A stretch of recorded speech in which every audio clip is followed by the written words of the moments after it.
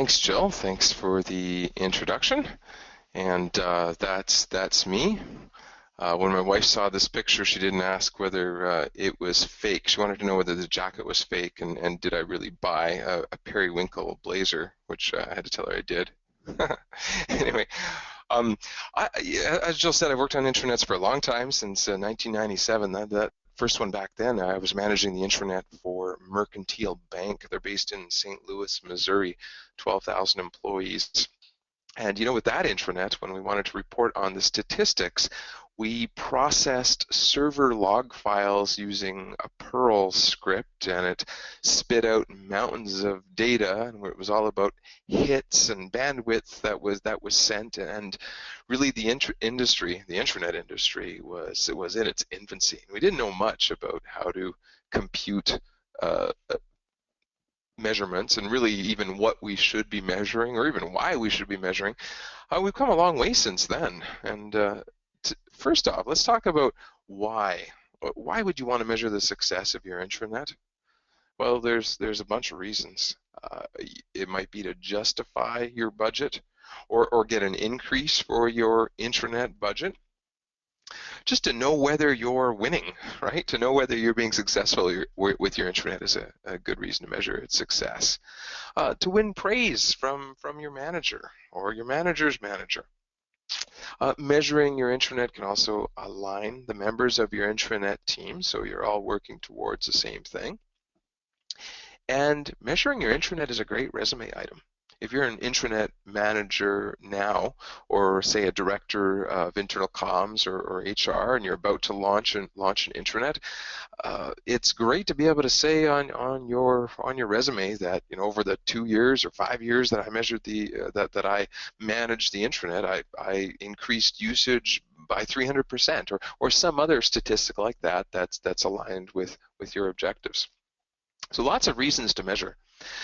And what would you say if your CEO asked you, tell me why we should keep paying for the intranet? Maybe your intranet has a I don't know, a $50,000 budget or a $2 million budget, well, depending on the size of your company, and a senior exec asks you why you should keep paying for it. Well, what would you say? If you made claims about what it did for the company, like if you said, it's improved the feeling of community at our company, would you have any data to back that up? Some of our clients at ThoughtFarmer are in that situation right now. For example, the price of oil has plummeted over the past 9 months or year. And if you are in anything connected with the oil industry, you are being asked to justify every single expense, which is a big change from a year ago when it was easy to get budgets and approvals for everything with oil at over $100 a barrel. If you were being asked to justify your intranet, what would you say? Well, it's something to think about, isn't it? Analytics packages these days generate loads of data, mountains of data. We're not suffering from any lack of data. If you have an analytics package, you might be able to say, we get 10,000 page views a month, and it's increasing. Now, what would a discerning CEO say in response to that? They might say, so is that good? Is it good? Is 10,000 page views a month good? This comes to really the first main point in this presentation, that the best measurements are rooted in business objectives. So 10,000 page views a month might be good if that's tied clearly to an objective, but it has to be rooted in your business objective. So if the objective for your intranet is to strengthen and reinforce the culture of your organization, then you need to find a way to measure that. The 5-step process for measuring the success of your intranet that we're going to look at today is, first, determine your business objectives. Second, brainstorm measurements for each of those objectives. Third, simplify them and consolidate them. Fourth, implement them. And fifth, report them. And we're going to consider each of these 5 steps by looking at a case study of one of ThoughtFarmer's clients, and that's College Possible. Well, there's a screenshot from their website. College Possible helps low-income students become college graduates. So if we, I'm just going to skip over to their website here. That's people like, if we scroll down on the College Possible website, they've got some profiles of different people here. Like take Kaylee here. Kaylee has attended 10 different schools and has moved from homeless shelter to apartment and back more times than she cares to count. Now she works after school to help pay rent so her family will not become homeless again. Most days she goes to school, then heads directly to work for 8 hours, goes home and does her homework, sleeps for a couple of hours, and wakes up and does it all over again. Well, she's in a tough situation for a high school student, and that's the kind of people that College Possible helps to get into college and graduate from college. And they've had a lot of success. They're based in the Minneapolis-St. Paul area, but they have office locations throughout the U.S. I think it's 6 satellite offices.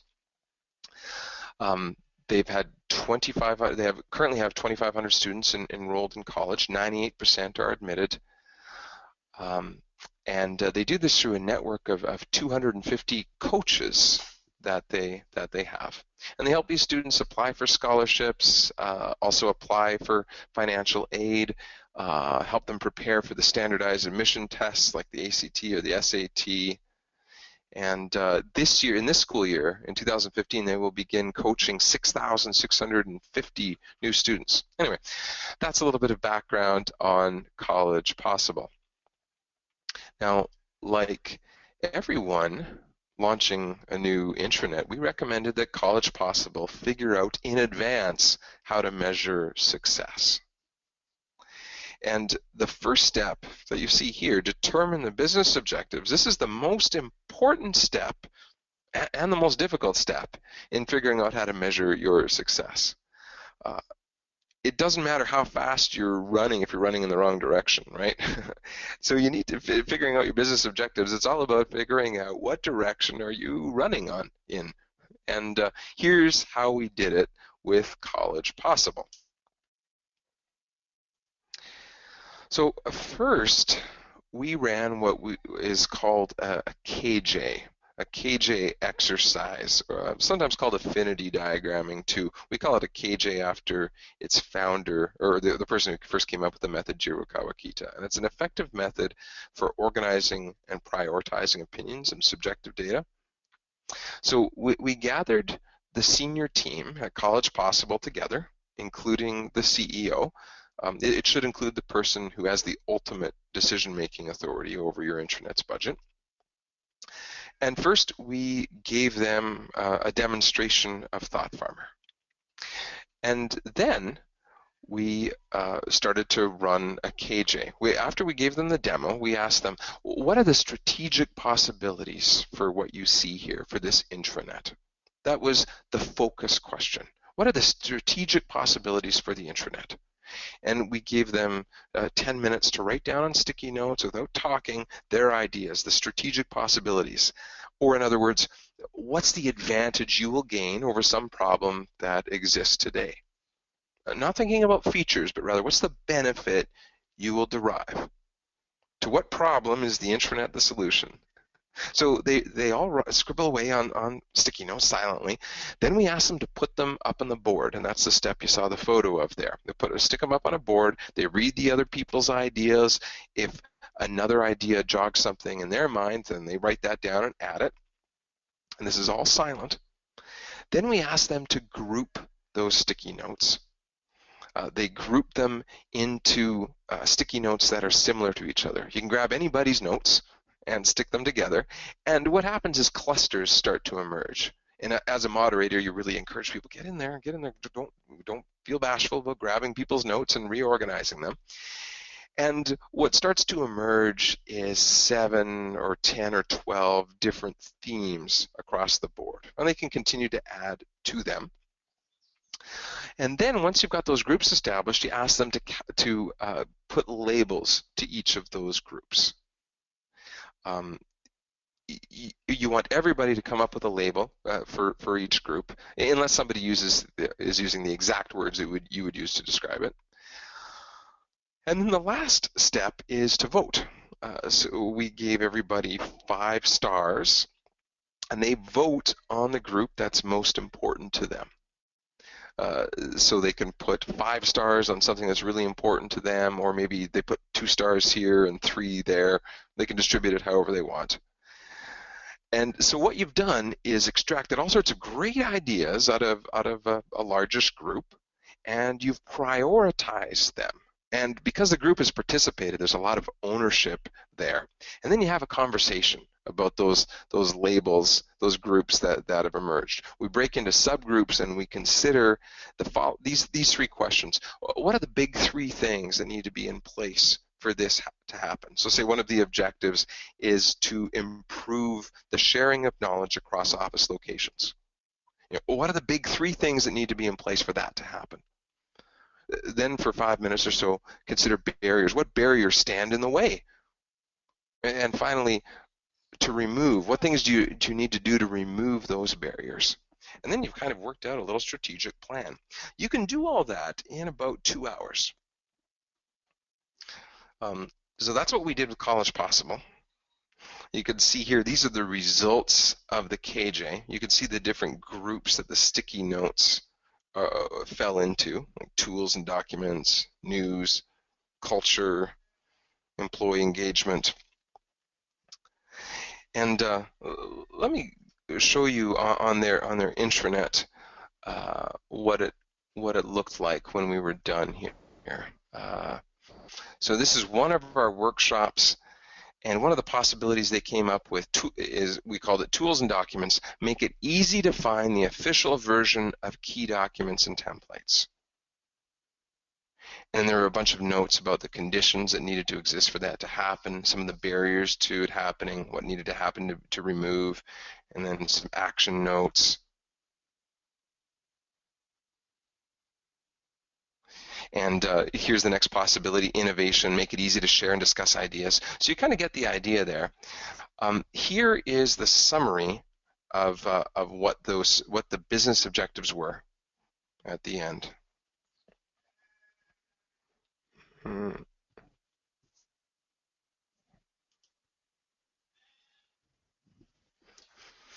Those are the top 4 priorities from the Intranet Working Group Workshop. So the first was to make it easy to find the official version of key documents and templates. Their number 2 objective was to strengthen the feeling of community and unity across their sites. Their number 3 objective was to share news in a fun, interactive, and timely fashion. And their 4th objective is to make it easy to share and discuss ideas.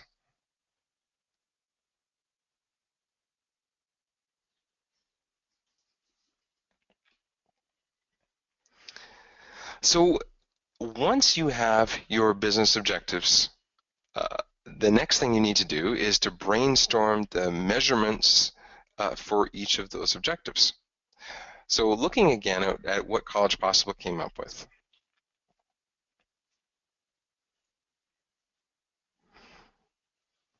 Take that first one there. Make it easy to find the official version of key documents and templates. How would you measure that? The word make something easy, that's subjective, right? It's somebody's opinion. So we could ask people if they feel it's easy, right? That might be something we'd measure with a survey. And if it was easy, what might we expect to see that could be measured? Well, we might see lots of people accessing documents and templates, right? So that might be something we can measure. Take the next one there, strengthen the feeling of community and unity across sites. Notice it's something subjective there again, to strengthen a feeling. You can't really measure a feeling with a number because it's an opinion. So again, you could ask by means of a survey. And a one-time survey obviously wouldn't be adequate. It would need to be something periodic so you can measure the change in that feeling of community. And if there was a feeling of community and unity, what might we expect to see that could be measured? Well, we would expect to see people interested in the intranet, right? Using the intranet. We might see conversation going on, comments happening. We might see diversity in the comments and the pages across sites. Maybe we'd see a conversation where lots of different offices were represented in a particular conversation, right? That might indicate unity or community across sites.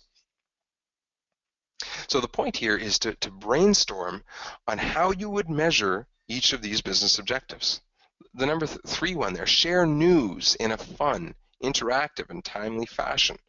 So if news was fun and interactive and timely, we might see lots of news items being published. We might see people accessing them. We might see people commenting on them. And finally, that last one, make it easy to share and discuss ideas. There's that word easy again, subjective. So it's opinion. We might need to ask people. But then to measure it in a quantitative way, is there sharing and discussing of ideas going on? We might measure number of blog posts or number of documents, number of forum posts, number of comments. If we look here at the top 3 priorities from the program workshop, the first, so we did 2 different workshops with College Possible, one with the senior team and one with the program team. The program team, they're a key group that authors the curriculum for College Possible. So we did that workshop twice. And with them, there was a lot of similarities with what they came up with. But first was supporting the onboarding and training of staff and coaches. Coaches are the employees that coach the students to get into college. Support their onboarding by sharing information. Number 2 is to connect the program team to one another so they can share stories and solve problems together. So we might measure that by seeing, are they logging onto the system? Are they clicking on pages? Are they discussing things? And the third one, make it easy to access and use the official version of program resources and templates. So if they're succeeding in doing that, quantitatively speaking, we would likely see more use. So by going through each of those objectives and brainstorming, you're going to come up with hundreds of variations on measurements. And the end goal is not to come up with a list of hundreds of different things we can measure, because hundreds of different things is overwhelming and it's hard to even pick what to focus on. When we try and measure hundreds of things at once, it leads us to a dashboard that looks like this. And this is what Google Analytics looks like, right?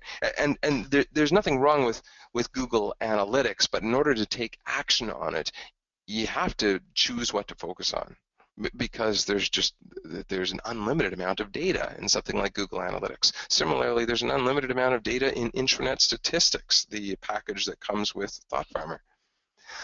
So you want to simplify those objectives, because if you give a dashboard like this to an executive, it's not going to be meaningful to them. You want to look for recurring themes. You want to look for metrics that overlap.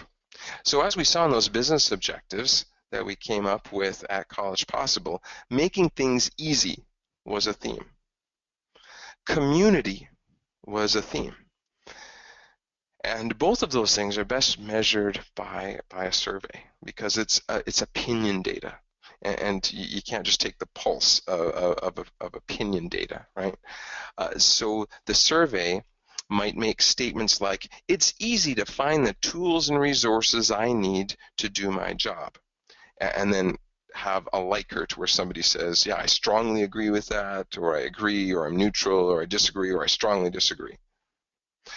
Or a statement like, there is a feeling of community and camaraderie at my office. Strongly disagree, strongly agree. So that might be how we measure those things. And then the other theme really is around usage. Is there usage, and is usage increasing or decreasing? So what we narrowed it down to at College Possible is 3 chief metrics. The percentage of staff logging on. Although we would like to think that 100% of people access the intranet, that's rarely the case. You know, you're probably shooting for in the 90s. At some companies it may be much lower. We focused on page views per employee.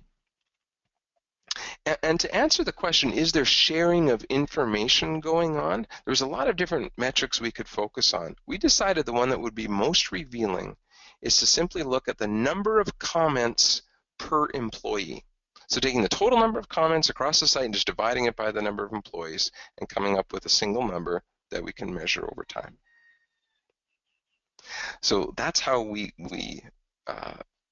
narrow down that list to the things we actually wanted to measure.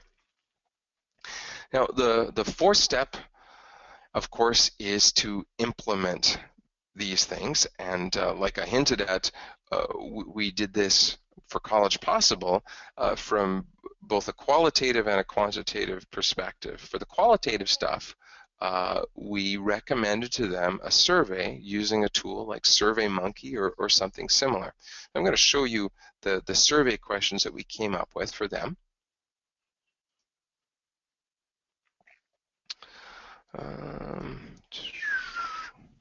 Yeah, right here. So there's the page, and we suggested to them that they run a baseline survey 2 to 4 weeks prior to launch, and then quarterly, to run the same survey every 3 months, but with a quarter of the staff each time. You don't want to ask all of the staff to report back on a survey every 3 months, but if you just run a quarter each time, you're talking to less people more frequently, and you get more of a trend line. So on that survey, we suggested a couple of demographic questions and then the satisfaction questions. It is easy to find the official version of program resources and templates.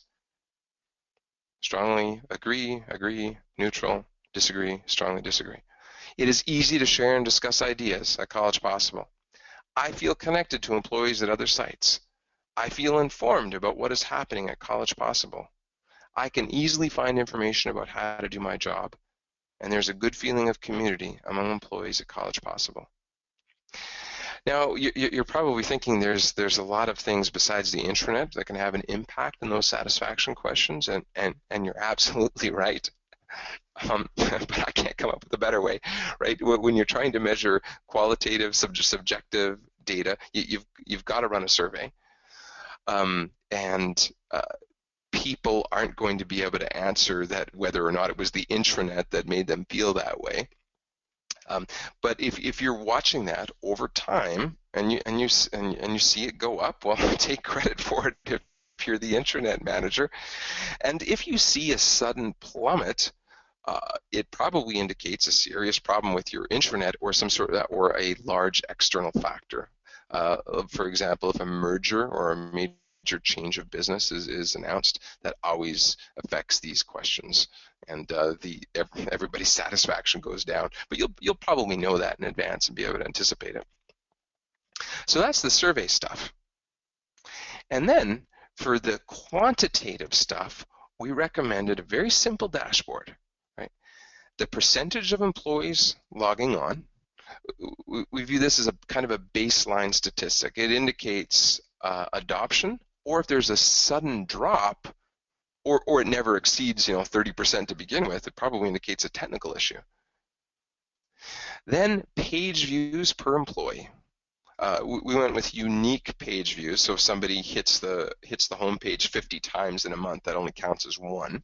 But so we looked at the variety of unique pages that somebody's accessing per month, and that relates to the use of College Possible's Thought Farmer intranet as an information source.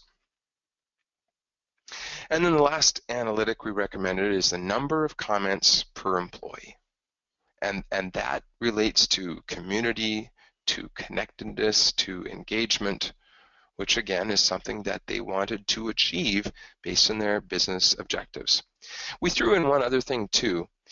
They were concerned that maybe the head office usage would be much higher than out at the satellite offices. Like many companies, the head office is kind of unique, right? It's doing a lot of back office and strategic stuff, where it's out at the locations that the real business, that the core function of the company is happening. And so we broke that out for them so they can see both. Now let's have a look at what this quantitative stuff looks like. Here is their built-in performance dashboard. So this is the first big numbers you see here are showing month to date. So we got 2 business days completed this year, and 45% of employees have logged in. But if you look at these graphs here,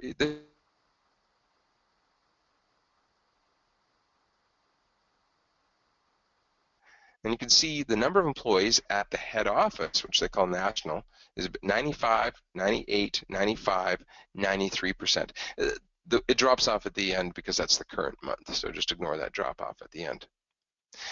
You can see that the lower line is their non-national office, the non-head office. So you can see that as they expected, usage is a little bit lower out at the offices.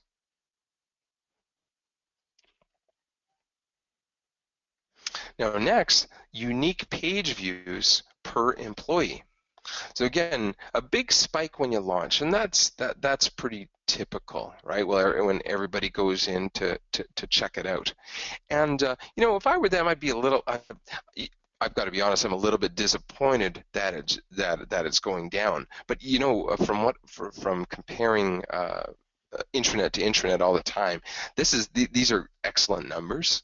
Like 40 page views per employee, and that's unique pages. Right? That means the average person has looked at 39 different pages on the intranet last month, and that's the average. Also considering that some people haven't looked at it at all, I think that's great. But boy, big difference between the head office and the regions. So they've got some meaningful data here to do something about, right? And to consider, is that okay? Or why? Why is there that difference between the head office and the locations? And finally, comments per employee.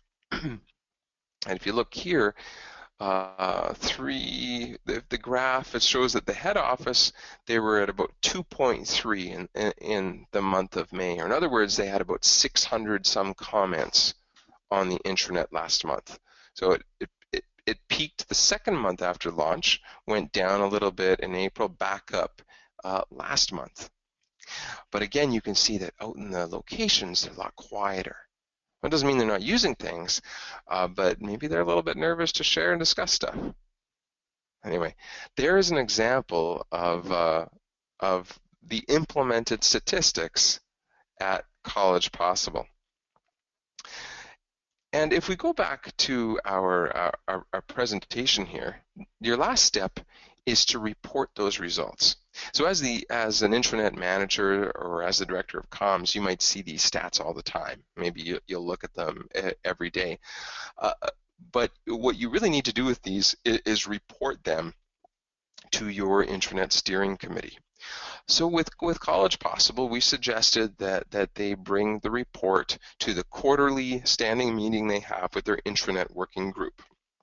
So their intranet working group includes the CEO because it's a strategic priority for him, and the senior executive, 3 people on that team, and a few others, and they get together every 3 months, and this sharing these stats with them is part of that meeting. In addition to sharing the stats, you want to include an analysis. So we looked at some of the trend lines there and some of the considerations that College Possible is looking at, right? And they need to make recommendations and draw conclusions from what they're looking at. Here's an example of a dashboard with insights. I took this example dashboard from the blog Occam's Razor. He's a statistics guru, and he really strongly recommends the one-page view because it's so simple and it's small enough that you can actually take some action on things. But he recommends over in the top left, and that's just sample data, but having real insights and real actions and real impact. Like if you do X, our conversion rate will go up by 18%. If you do Y, amplification rate will increase by this. But anyway, presenting it to your stakeholders in some sort of condensed, ideally a one-page format, and drawing conclusions for them. So as a little aside here, has College Possible's Thought Farmer intranet been successful? Well, recall that 2 of their objectives, well, one of the objectives was to help the coaches collaborate with one another, have them talk across locations. And here's a screenshot of one of their pages, where one college coach said that they were having problems managing the RSVPs for events. So every springtime, they organize college tours to help all the high school students decide where they're going to apply for, or to do a little orientation around the campus. And sometimes they're doing multiple college tours a day, and they need RSVPs from all the students, and people were doing it in emails and in Excel spreadsheets, and they were doing it across different colleges and different locations, and I guess it was a real pain for them to manage. So they talked about the problem in a forum on Thought Farmer. They talked about the problem, they talked about the approach that they used in each of the different locations, and there were lots of different comments on this page. You can see the page goes on and on and on. And what I like about this is not only did they share the problem, but they came up with a solution themselves. They came up with a home-baked solution where they integrated Google Forms with Thought Farmer's event calendars and made a little way that they could sign people up and RSVP them right from the intranet. So I thought it was a great example of collaboration and of their intranet returning value on an objective that they had defined up front.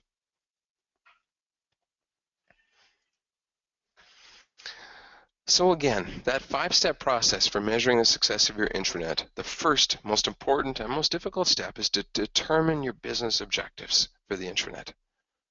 Then brainstorm measurements for each of those objectives. Then simplify and consolidate that list. So you come up just with the few that matter the most. Implement them, either using a statistics package or maybe you'll also need a combination of survey software. And then finally report those back to the intranet stakeholders. And there's your 5-step process. Our professional services team can help with this too. So if you're considering Thought Farmer, if you have Thought Farmer, we can lead you through that process on site. We can also build integrated statistics to your specification into Thought Farmer. And again, why would you want to measure the success of your intranet? Because it can get you accolades from your manager. It can align the members of your intranet team or your steering committee. You can use it as a resume item for negotiating for a raise or for a promotion or for changing jobs. And the mountains of data that we usually have from our intranet, those mountains of data are useless unless they're rooted in business objectives. So keep your measurements simple, keep them actionable, keep them rooted in business objectives, and if you do, if your CEO asks you, why should we keep paying for the intranet, you're going to be ready to answer that question in a powerful way. Do we have questions, Jill? Perfect. Thank you so much, Chris. We don't have any questions yet, so we'll just give everyone a chance here. Again, it's through the GoToWebinar control panel. You'll see a little box that says questions. Just go ahead and type them in. And while we're giving people a chance to get their questions in, I have one for you. Sure. So I know you've consulted on a number of these projects. When it comes to intranet metrics, what are some of the biggest mistakes you've seen people make? Well, not being able to pick just a few, but reporting too much. Yeah, and probably because a lot of different stakeholders have different demands, right? Yeah, and I think that could be it. I think also the more senior the person, the less able they are to draw conclusions from the metrics. Let's look at an example from the sales and marketing team at Thought Farmer, right? Like if we say we get 22 inquiries in a week, you know instantly, Jill, whether that's a good number or a bad number. But does Darren, the CEO? I don't think he does, right? He does. You can't just report the number in isolation. You need to draw a conclusion for him. Or I just saw you pointing out on the intranet, hey, this month was a very, very good month for inquiries. I'm wonder. I did some research into why, and I think this is it. So you're now drawing a conclusion for Darren. But the more senior the person is, the less they're able to answer why, and the less meaningful the number is. Right. So you're saying the numbers matter, but the analysis about the numbers is actually the really important Yeah, content for exactly. sure. Yes. Perfect. Great. We do actually have two questions that have come in here. So the first one's from Andrea. And she said, I'm curious about the grouping phase of the focus group. So I think actually what she's asking is about the KJ that you separated Hmm. them out into different groups. Yeah. And she said, don't people continue to change items from group to group, or they eventually settle/agree? So I think, yeah, I think when you had shown the example, if I'm understanding this correctly, you'd shown that you'd done the KJ with a couple different groups in the department or in at College Possible. Is that right? Yeah, we ran it with two different groups, and we were doing two sets of objectives really, and without necessarily trying to map the two objectives together. Although they happen to be very closely related. One group was the stakeholder group, and one was the program team who authors the curriculum. But I think is the question about the mechanical aspect of grouping. Um, because if it Oh, is, whoops. Okay.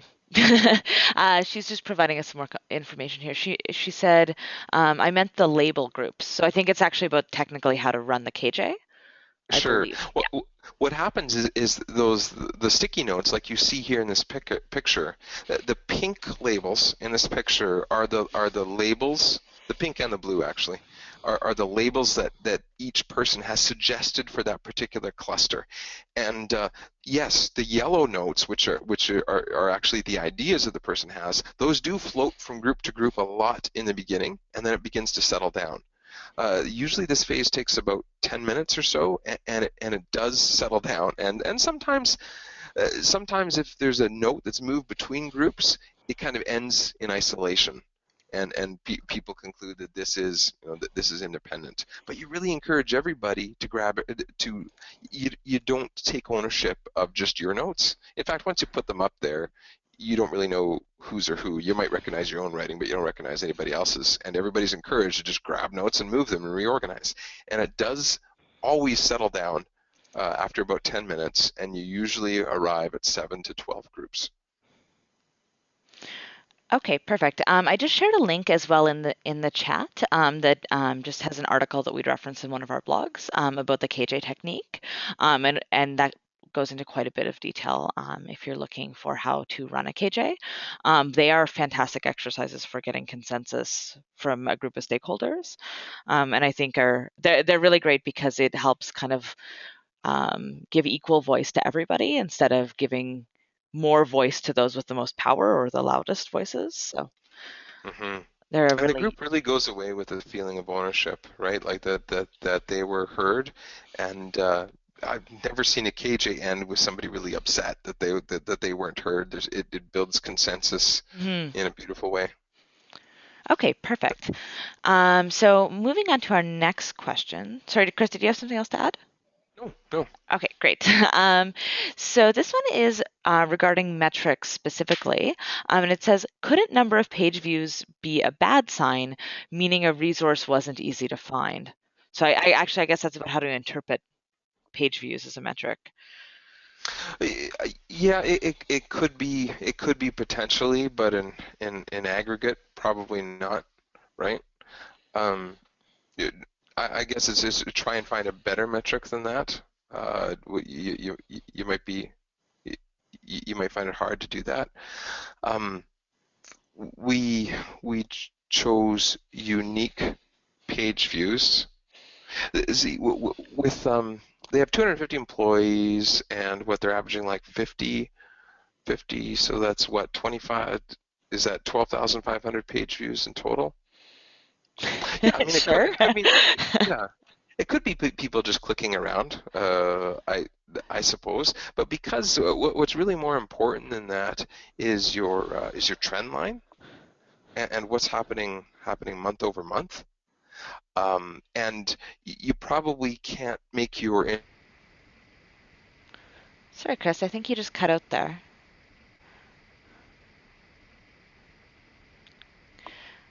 Chris, hello.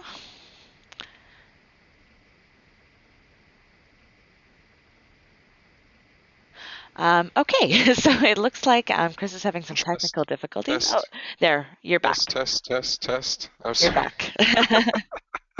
Sorry, I was just saying that the trend line is what's really important, right? Are your number of page views per employee going up or are they going down?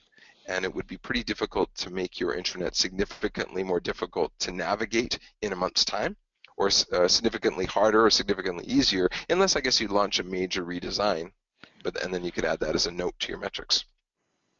But I think overall, page views is a good thing to measure. Yeah, and I mean, it also, if you notice something wrong happening with that number, I mean, there's also like going to talk to people to find out why, right? So there can be more research around the the why behind the metric, right? Yeah, yeah. Okay, Well, great. it's a good point though. People have pointed that out before. If when you launch a major redesign of a website, if the number of pages per person goes up or down, that may not necessarily be a good thing or a bad thing. But if you don't make any changes and it's going up, that's probably a good thing. Right, yeah, yeah, exactly. Okay, great. And there was a question from Carlos here as well. So, are the main points you want to include in your SurveyMonkey to ensure you encompass points that will provide KPIs?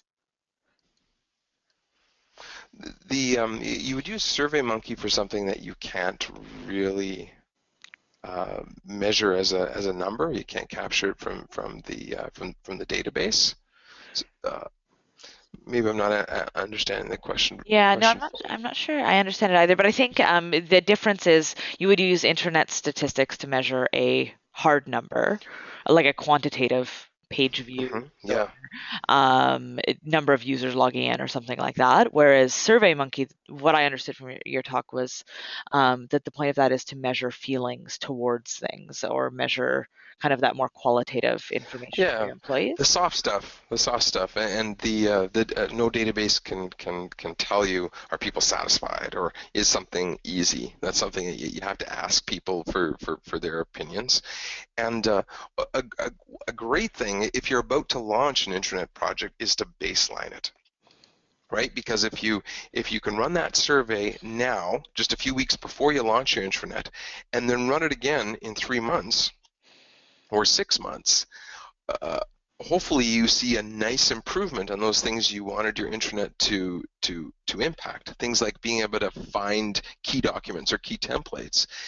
And then, assuming nothing else major in your company happened, you can probably attribute the increase to your intranet.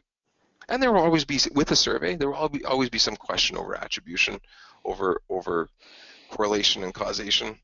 Um, but that's where the analysis of the data you gather comes in. Okay, perfect. I think we're almost out of time here. I just shared as well in the little chat panel. We do have a case study by our clients at Assiniboine Credit Union. And I think they did a really great job at baselining their old intranet and then being able to show the value of their new intranet through using those kind of soft feelings or that kind of soft survey method and figuring out like how employees felt, how satisfied they were, how easy it was to find information, things like that. So I just shared the link with you there. Chris, do you have any last parting words to share? No, I don't, except just figure out what your business objectives are for your intranet. That's always the most important thing. So many parts of managing an intranet go back to figuring out what you were trying to achieve in the first place. To what problem is the intranet the solution? And if you've done that, you're well on your way to coming up with measuring statistics that will be of use. Fantastic. Well, thank you so much for the fabulous presentation today, Chris. And thank you to everyone for joining us. As I mentioned before, we will be sharing a recording of the webinar with you within 48 hours through email and on our blog. There's also some great resources that you can access, thoughtfarmer.com/blog. If you just type in measurement in our search bar, we've written a number of blogs about it before. And we also send out bi-weekly intranet tips provided you're on our mailing list. Last but not least, if you are not already using using ThoughtFarmer and you are looking for a new intranet solution, we would love to show you how much ThoughtFarmer can help you improve your intranet metrics. So please get in touch with us for a personal demo at sales@thoughtfarmer.com. Thank you everyone for joining us this morning. Take care.